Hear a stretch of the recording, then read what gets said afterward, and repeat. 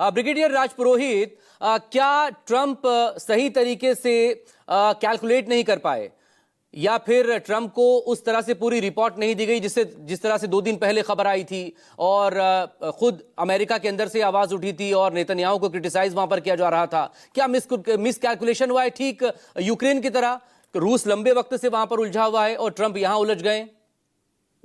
जी, आपका कहना ठीक है।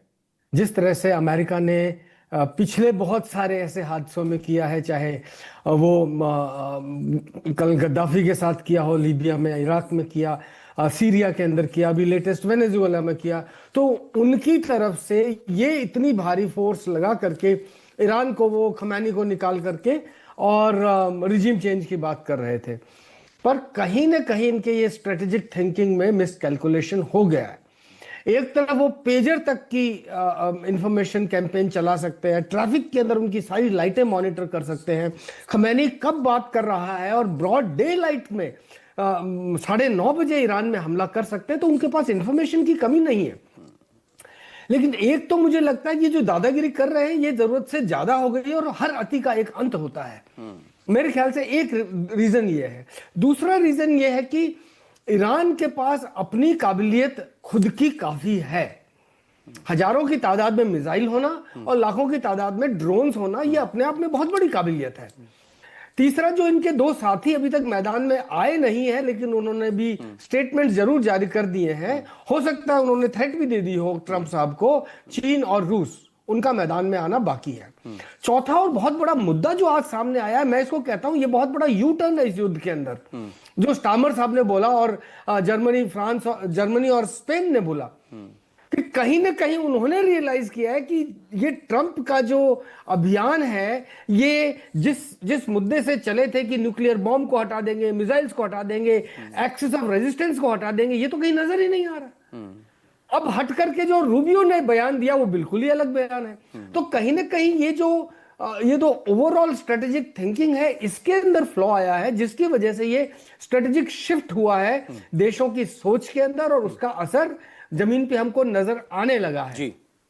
आने वाले समय में 2 चीजें हो सकती हैं। जी, आप प्लीज कंप्लीट करें। अपना हमला जारी रखे और इजराइल और अमेरिका दोनों मिलकर के ईरान के ऊपर जबरदस्त 3-4 बार और कारपेट बॉम्बिंग करके इनके जो स्टॉक पाइल है उनको खत्म करने की कोशिश करें। और दूसरा है कि शांति बहाल करने के लिए, चूंकि अब नाटो के जो देश साथ में आए थे वो पीछे हट गए, तो इनका ग्रुप टूट गया है, तो उनको लेकर के ये वापस नेगोशिएशन टेबल पे आए, बातचीत शुरू करें और जहां पर ये डिप्लोमेटिक बातचीत नंबर 3 राउंड जेनेवा में खराब हो गया था, हो सकता है उसको जारी करके और ये सही रास्ते पर आ जाए। लेकिन तो ये back to track on diplomacy ये कैसे होगा संजीव, ये कैसे पॉसिबल होगा? दूसरी तरफ जो साथी अमेरिका के वो तो पीछे छूट रहे हैं। ब्रिटिश पीएम कह रहे हैं कि ईरान को अपना परमाणु कार्यक्रम छोड़ना होगा, उसके बाद ही शायद कुछ हल निकल पाए। लेकिन दूसरी तरफ फ्रांस के जो राष्ट्रपति हैं वो तो अपना न्यूक्लियर जखीरा बढ़ाने की तरफ बढ़ने की कल उनका बयान आया था। वो चाहते हैं कि और उनके पास न्यूक्लियर वेपन इकट्ठा हो, यही उनकी सेफ्टी की गारंटी है। देखिए, जो नेटो के कंट्रीज हैं, खासतौर पर ब्रिटेन और फ्रांस और जर्मनी, इन सबों में एक चीज़ देखी जा रही है कि वो अपने अपने लोकल कॉन्स्टिट्यूएंसीज को ध्यान में रखकर ही प्रतिक्रिया दे रहे हैं। और इसी बात का आरोप ट्रंप ने लगाया है ब्रिटिश प्राइम मिनिस्टर स्टामर पर।